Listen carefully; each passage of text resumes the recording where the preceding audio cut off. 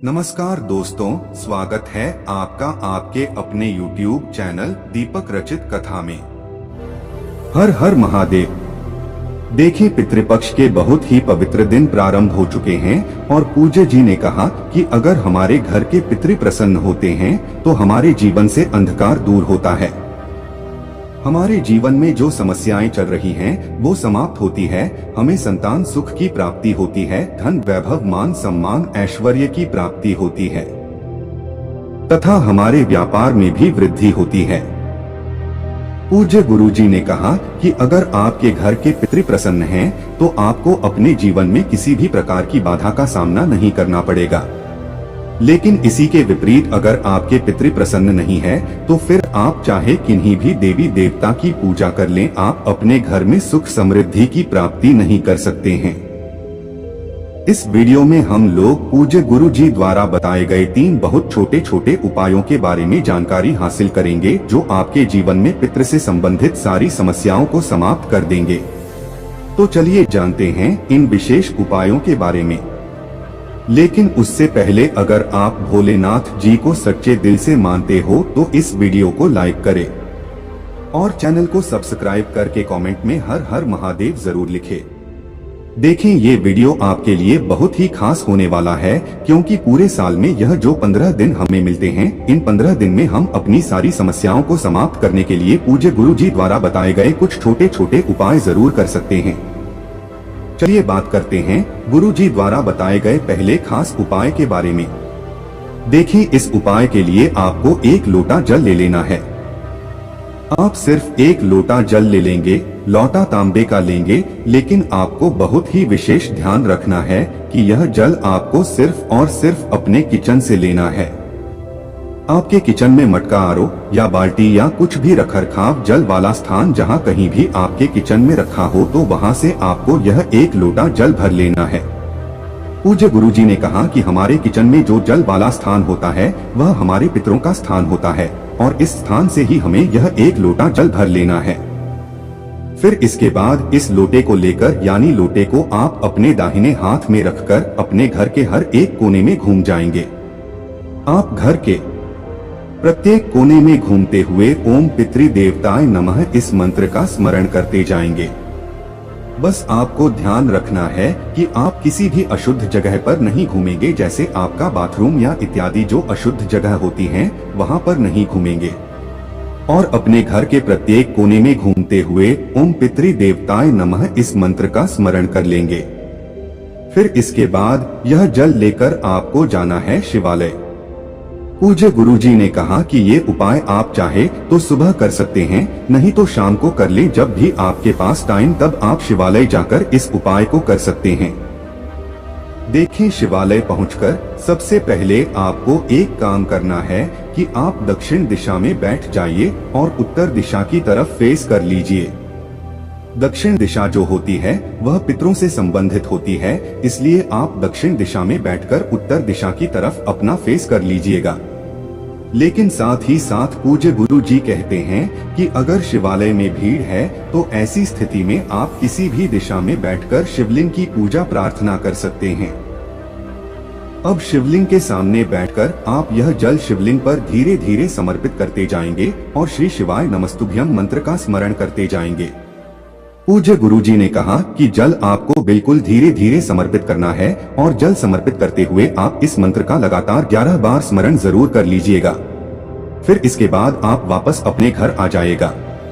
पूज्य गुरुजी ने कहा कि अगर हम इस पितृपक्ष में इस उपाय को पूरे 15 दिन कर लेना है या फिर जो पितृपक्ष में पूरे 15 दिन ये उपाय नहीं कर सकते हैं तो वो किसी भी विशेष तिथि में, जैसे पितृपक्ष की अमावस्या में या फिर पितृपक्ष के प्रदोष में या फिर पितृपक्ष की एकादशी में, किसी भी विशेष तिथि में अगर इस उपाय को कर लेते हैं तो हमारे जीवन के सारे संकट हमारे पितरों की वजह से जो आ रहे हैं वो सब समाप्त हो जाते हैं और हमें सुख समृद्धि तथा वैभव की प्राप्ति होती है।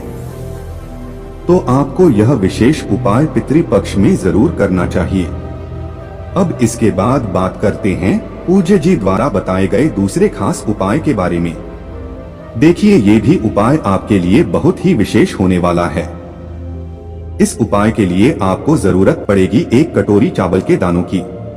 आप एक छोटी सी कटोरी में चावल के दाने ले लीजिएगा। फिर इसके बाद आपको लेना है सिर्फ एक बेलपत्र। बेलपत्र आपको किसी भी फूल वाली दुकान से ले लेना है, या फिर आपके घर के आसपास अगर पेड़ है तो वहां से आप बेलपत्र ले सकते हैं। इस उपाय के लिए आप शिवलिंग के ऊपर चढ़ी हुई बेलपत्र का इस्तेमाल नहीं कर सकते हैं।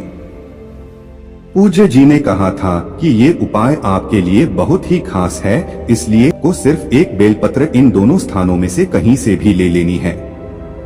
फिर इसी के साथ आपको ले लेना है दुर्वा।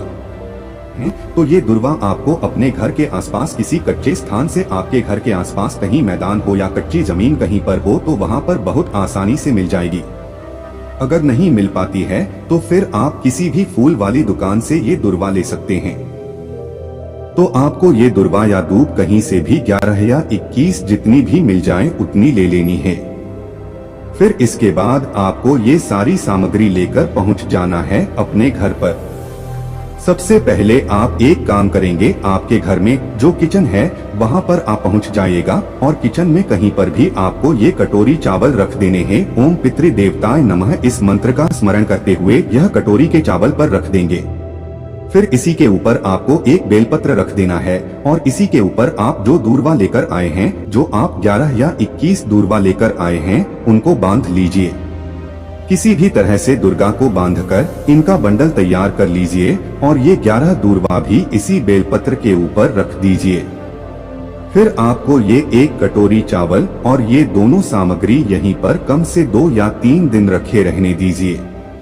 बस आपको एक छोटा सा काम करना है कि आप जितने दिन भी से अपने किचन में रखेंगे उतने दिन आपको लगातार शाम के समय एक दीपक इसके बगल में प्रज्वलित कर देना है। आप एक दीपक ले लीजिएगा, दीपा का मिट्टी का भी ले सकते हैं या फिर अपने घर पर शुद्ध आटा मानकर उसका भी दीपक तैयार कर सकते हैं। इस दीपक में आपको घी का इस्तेमाल करना है और साथ ही साथ लंबी रुई की बत्ती का प्रयोग करना है। अब यह दीपक आपको दक्षिण मुखी रखते हुए दक्षिण दिशा की ओर इस भी पक्का मुख करते हुए यह दीपक आपको प्रज्वलित कर देना है और ओम पितृ देवताय नमः इस मंत्र का स्मरण कर लेना है। पूज्य गुरुजी ने कहा कि अगर आप 2 दिन तक यह सामग्री अपने किचन में रखे रहते हैं तो 2 दिन शाम के समय सूर्यास्त के बाद आपको यह दीपक प्रज्वलित करना है। दोनों दिन आपको प्रज्वलित करना है और अगर आप 3 दिन यह सामग्री अपने किचन में रखते हैं तो आपको तीनों दिन यह दीपक प्रज्वलित करना है। फिर उसके बाद अगले दिन मान लीजिए आप 2 दिन रखते हैं तो फिर आपको तीसरे दिन, या फिर आप 3 दिन रखते हैं तो फिर आपको चौथे दिन यह बेलपत्र उठाना नहीं है और यह दूर्वा उठानी है। इन दोनों सामग्रियों को उठाकर एक लोटा जल लेना है। तांबे के लोटे में जल ले लीजिएगा और उसी जल में आपको ये दोनों सामग्री डाल देनी है। फिर ये जल लेकर आपको जाना है शिवालय। शिवालय पहुंचकर आपको यह जल शिवलिंग के ऊपर धीरे धीरे समर्पित करते जाना है और लगातार शिव महापुराण के मूल मंत्र श्री शिवाय नमस्तुभ्यम या फिर ओम नमः शिवाय का स्मरण करते जाना है। आपको इतने धीरे धीरे समर्पित करना है कि जल्द समर्पित करते हुए आप कम से कम 11 बार इन मंत्रों का जाप जरूर कर लें।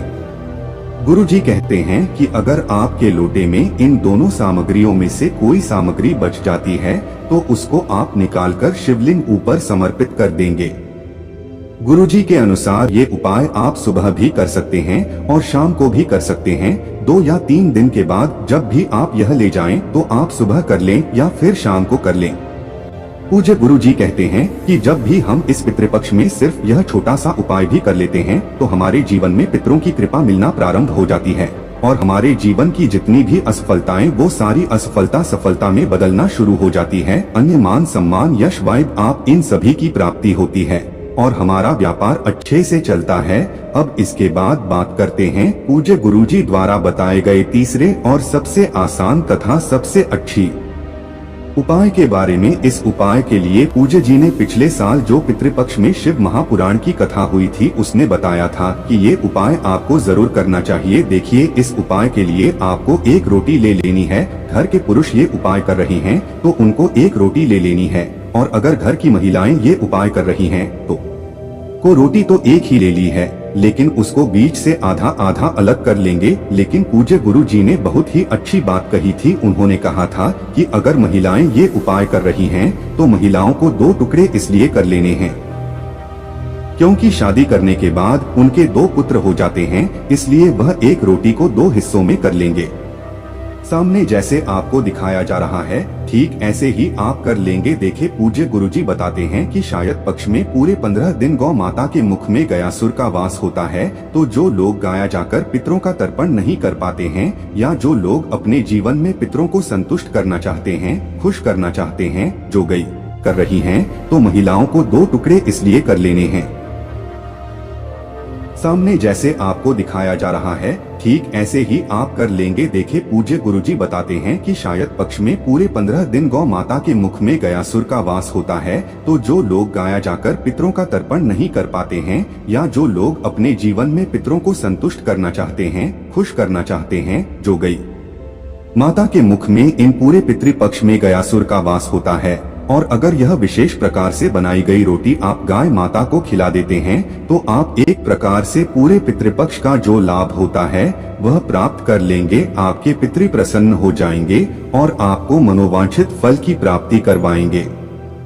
देखिए आप जो आपने रोटी ली है उस रोटी में आप एक टुकड़ा गुड़ का डालिए और साथ ही साथ थोड़े से काले तेल डालिए। आप जो महिलाएं हैं उन्होंने जो आधी रोटी अलग कर रखी है उस आधी रोटी को इसी के ऊपर रख देंगे। फिर उसके बाद यह रोटी आपको गाय माता को खिला देनी है। अगर आप यह उपाय रविवार, मंगलवार या गुरु के दिन कर रहे हैं तो आप कोशिश कर लीजिएगा कि अगर आपके घर के आसपास लाल गाय मिल जाती है तो लाल गाय को खिला लीजिए। अगर आप यह उपाय शनिवार के दिन कर रहे हैं तो आप कोशिश कर लीजिएगा कि अगर काली गाय मिल जाती है तो उसको खिला दीजिए और खिला सकते हैं। गुरुजी ने कहा कि अगर आपके घर गया आसपास लाल या काली गाय नहीं है तो फिर आपके लिए भी गौमाता को यह खिला सकते हैं।